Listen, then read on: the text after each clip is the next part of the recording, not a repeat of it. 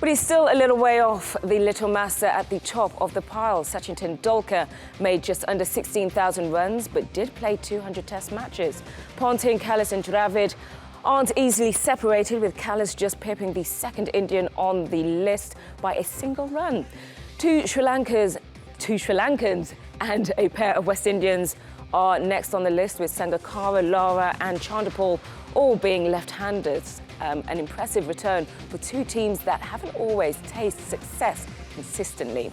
Alistair Cook is the only Englishman on the list, and after Khan's retirement will be the only one in the top 10 still playing. Khan is the first from Pakistan to join the elite bunch, with New Zealand the only major test-playing nation not represented. And as Peter Franks reports, that may be unlikely to change. Younis Khan was clearly delighted as he became just the 13th man in Test history to pass 10,000 runs. The smattering of fans at Sabina Park in Jamaica should savour the moment, as it could be the final time a batsman reaches that mark. Khan's achievement is made all the more impressive by his country not having played home tests since 2009 and having made the runs in just 116 matches. The danger now is that with Test cricket taking a back seat and the shorter form of the game providing greater rewards, it would seem inevitable that the modern player will play in fewer Test matches. Hashim Amla is the only current player with a realistic chance of making the Big Ten. The South African has 7,952 runs and at 34 years of age still has some years left. But can he play enough Test cricket to get there? Chris Gayle was the first man to pass 10,000 T20 runs, taking 291 matches to do it, in a game that looks like it will swallow up the 5-day version. The former Pakistan captain is now retiring after a 17-year Test career.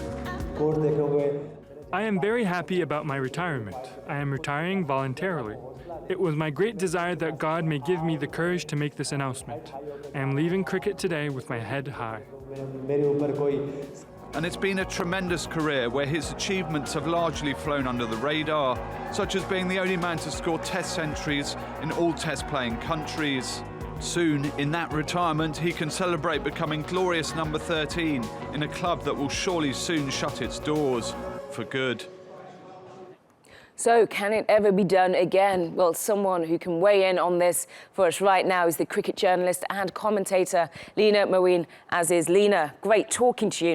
Now, can you put this accomplishment into context?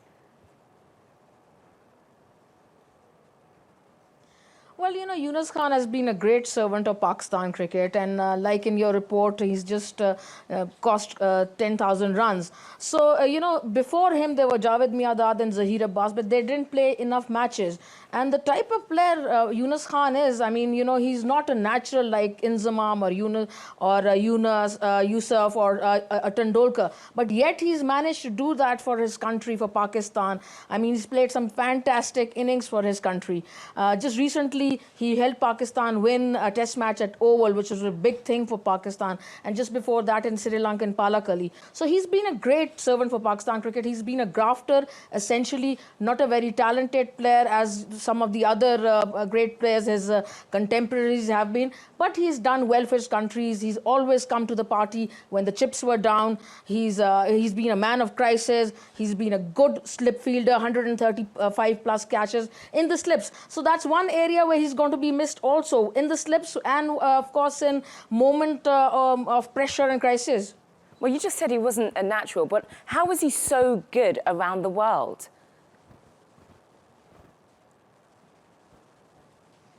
Yes, because he's a very hard-working man. He worked really hard in the nets. He worked in the gym. He's a very fit player.